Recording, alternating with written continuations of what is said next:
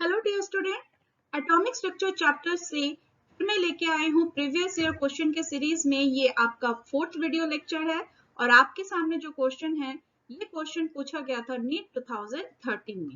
And one more important thing, इस video lecture को पूरा देखिएगा, स्किप मत कीजिएगा, क्योंकि जो दोनों क्वेश्चन मैं आज भी इस वीडियो में लेके आई हूँ वो दोनों नीट में पूछे गए हैं और कंसेप्ट बिल्डिंग में आपको बहुत मदद करेगा।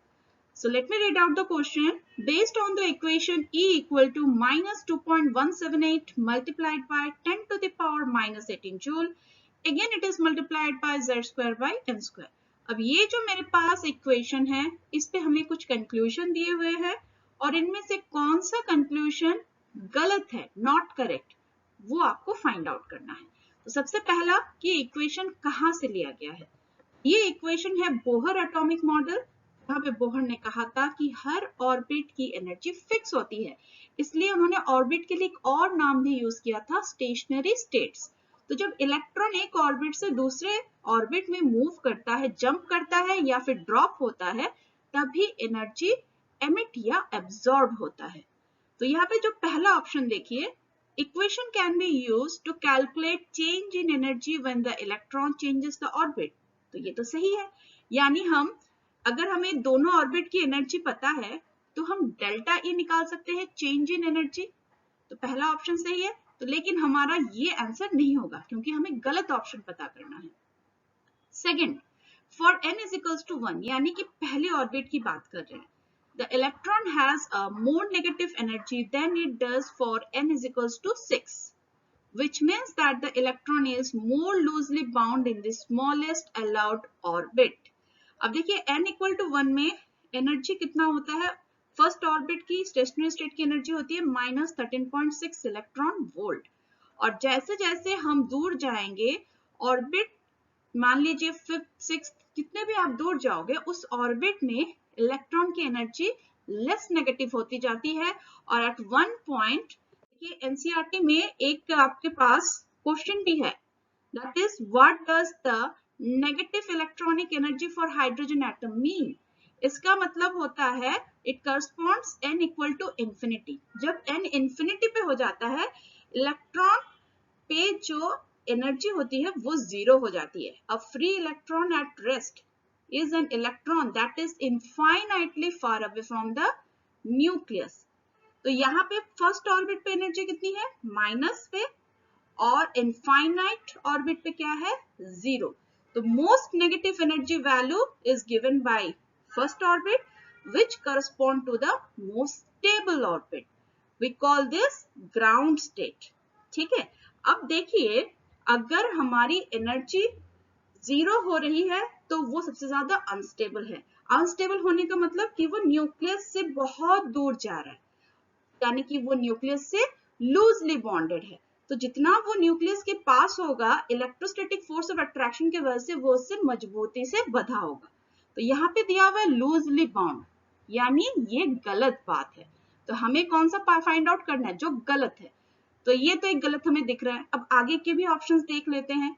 The negative sign in equation simply means that energy of electron bound to the nucleus is lower than it would be if the electron were at infinite distance from the nucleus। Negative sign कहता है कि जो energy होती है electron की, जो कि nucleus से बंधा हुआ है, वो कम है अगर वो न्यूक्लियस के पास है, एज कंपेयर टू न्यूक्लियस से जितना दूर जाएगा उसकी एनर्जी बढ़ती जाएगी। फोर्थ ऑप्शन, अच्छा ये सही है, थर्ड ऑप्शन तो सही है। Fourth option is larger the value of n, larger is the orbit radius. Obviously जितना दूर जाएगा ऑर्बिट की रेडियस बढ़ती जाएगी। तो यहाँ पे हमारा गलत ऑप्शन जिसको हमें टिक करना है वो है सेकंड। ये लूजली बाउंड नहीं, न्यूक्लियस के जितने पास होगा ये क्या होगा, टाइटली या फिर क्लोजली बाउंड होगा। तो ये सॉल्व हो गया हमारा पहला क्वेश्चन। आते हैं हम नेक्स्ट क्वेश्चन पे। Which one is wrong statement? देखिए पहला ऑप्शन आपका क्या दिया हुआ है, the uncertainty principle is delta E multiplied by delta T more than equal to h by 4 pi। देखिए पहले ऑप्शन के बारे में जरा डिस्कस करते हैं। अनसर्टेनिटी प्रिंसिपल किसने दिया था, हिजनबर्ग ने। उन्होंने क्या कहा था कि साइमल्टेनियसली हम किसी भी ऑब्जेक्ट का पोजीशन और उसकी मोमेंटम अगर कैलकुलेट करने जाएंगे तो उसमें जो एरर है वो more than equal to h by 4 pi होगा, right? That is the uncertainty principal.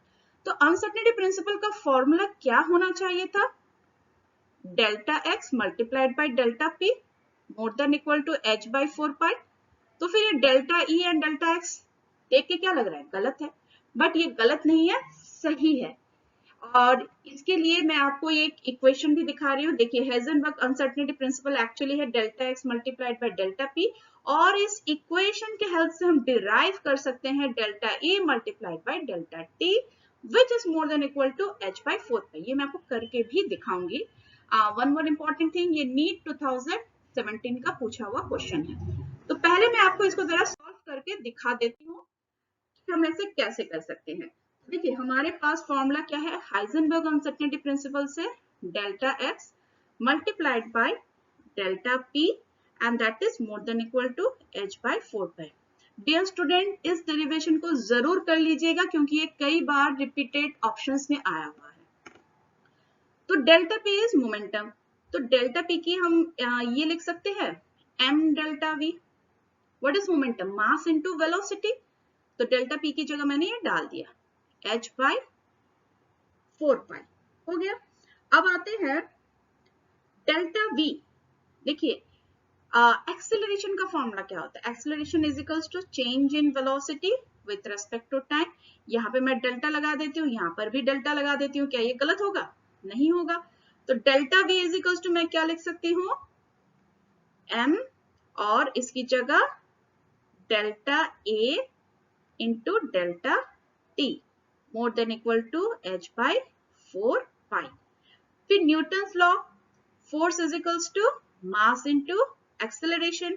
यहाँ पे मेरा डेल्टा एक्सेलरेशन है तो यहाँ पे हमारा क्या हो जाएगा? Delta x m into delta a की जगह मैं क्या लिख देती हूँ? Force into delta t that is more than equal to again h by 4 pi। अब आता है work done. What is work done? Work done is the when 1 Newton of force is applied and 1 meter of displacement takes place along the direction of displacement, तो हम इसको क्या कहते हैं? Work done. So work done is equals to force into displacement। अब work done का दूसरा नाम क्या होता है? Energy, right? तो यहाँ पे मेरा डेल्टा x क्या है? Delta x is my displacement and F is the applied force to make that displacement to happen। यानी इन दोनों का कलेक्टिवली हम कहेंगे work done and work done is energy. तो यहाँ पे डेल्टा x है तो delta E multiplied by delta t more than equal to h by 4 pi। यही तो दिया हुआ था, हो गया डिराइव, ठीक है? तो इसको प्लीज नोट कर लीजिएगा वीडियो को पॉज करके। अब आते हैं next. Half-filled and fully filled orbitals have greater stability due to greater exchange energy, greater symmetry and more balanced arrangement। Obviously ऐसे ही है। हाँ, जितनी ज्यादा सिमेट्री, कहीं पर भी आप सिमेट्री अगर देखने को आपको मिल रहा है तो वहां पे याद रखिएगा उसकी बॉइलिंग पॉइंट, मेल्टिंग पॉइंट हमेशा हाई होती है। The energy of 2s orbital is less than the energy of 2p orbital in case of hydrogen-like atom। अब हाइड्रोजन-like atom मतलब वो स्पीसीज जिनमें हाइड्रोजन के जैसे एक ही इलेक्ट्रॉन हो, जैसे He+, हीलियम में 2 होते हैं, एक निकल गए तो He+, यानी ये किसके बराबर हो गई? हाइड्रोजन की तरह। Li2+, लिथियम में 3 इलेक्ट्रॉन होते हैं, 2 निकल गए तो एक ही इलेक्ट्रॉन बचा, तो ये किसके जैसा हो गया? हाइड्रोजन जैसा। अब सवाल क्या है कि ऐसे स्पीसीज में 2s ऑर्बिटल की एनर्जी 2p ऑर्बिटल से कम होती है, बट सही जवाब है कि दोनों की एनर्जी सेम होती है और इसमें कोई फर्क नहीं पड़ता कि उसमें s है या p है।